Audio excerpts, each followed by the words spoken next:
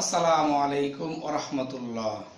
সুপ্রিয় শ্রোতা দর্শকবৃন্দ ও আমার ফ্যান সার্কেল, সোশ্যাল মিডিয়ার জগতে বিশ্বের এই ভুবনে দূর কিংবা কাছে, কাছে কিংবা দূরে, যে যেখানে বসে আমাদের মোহাম্মদপুর কলিকাতা হারবালের ইউটিউব ভিত্তিক স্বাস্থ্য প্রোগ্রাম দেখতেছেন, সকলকে জানাই আন্তরিক শুভেচ্ছা অভিনন্দন।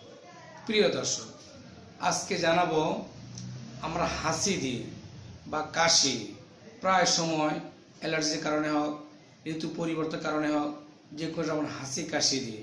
এই হাসি কাশি কমানোর জন্য কিছু ঘরোয়া পদ্ধতি আছে। এগুলো প্রয়োগ করলেই আমরা যে কোনো সময় সিজনালি হোক বা যে কোনো অ্যালার্জির কারণে হোক, হাসি কাশি খুব দ্রুত কমাতে পারবো কিছু ঘরোয়া মাধ্যমে।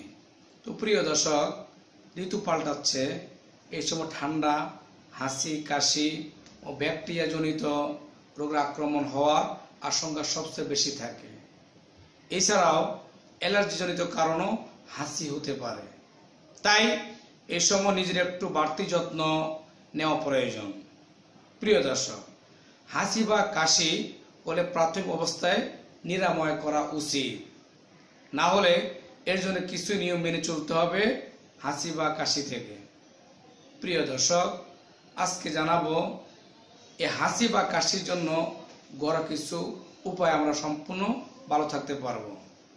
কাশি হলে সর্বপ্রথম যে কাজটি করতে হবে, গরম পানিতে লবঙ্গ এবং আদা 15 মিনিট ঢেকে সিদ্ধ করুন। প্রিয় দর্শক, তারপর তাতে সামান্য লবণ মিশিয়ে খান। এইভাবে আদা ও লেবুর সঙ্গে মধু মিশিয়ে নিয়ে দৈনিক 2 বার খেতে পারেন। তাহলে আল্লাহর রহমতে আমরা হাসি কাশি থেকে সম্পূর্ণ নিরাপদ থাকতে পারবো এবং কাশি আর বাড়বে না, হাসি আর বাড়বে না। প্রিয় দর্শক, দ্বিতীয় উপায়টি বলবো, সেটি হলো কি, প্রতিদিন 1 চামচ পেঁয়াজের রসের সঙ্গে 1 চা চামচ আঙ্গুরের রস, বিশেষ করে আঙ্গুরের রসের সাথে পেঁয়াজের রস মিশিয়ে যদি আমরা দৈনিক 2 থেকে 3 বার খেতে পারি, তা তো আরাম পাবেন, কাশি এবং হাসি সম্পূর্ণ কমে যাবে। প্রিয় দর্শক, আমরা কিছু ঘরোয়া পদ্ধতির মাধ্যমে সিজনাল ঠান্ডা, সিজনাল যে এখন গরম, এই ঠান্ডা, এই হাসি সর্দি লেগে থাকে, এই সমস্যা থেকে আমরা অচিরেই সুস্থতা লাভ করতে পারবো ইনশাআল্লাহ। তো প্রিয় দর্শক, এরপর আসা যাক গাজর এবং টমেটো, কমলা লেবু, এই ওভেনে 30 ডিগ্রি তাপমাত্রা গরম করে পান করুন, তাহলে কাশি কমে যাবে।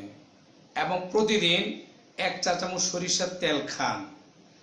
এই সমস্যা এড়ানোর জন্য আমরা অনেক সময় স্যাঁতসেঁতে আবহাওয়া বসবাসের কারণে হাসির উদ্ভব হতে পারে।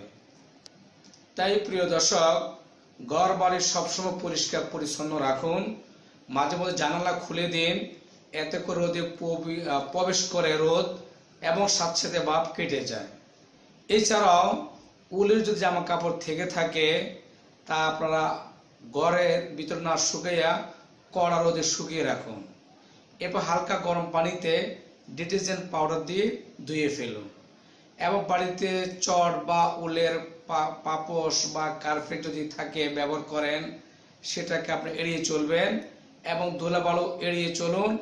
বাইরে বেরোনোর সময় মুখে মাস্ক পরিধান করুন।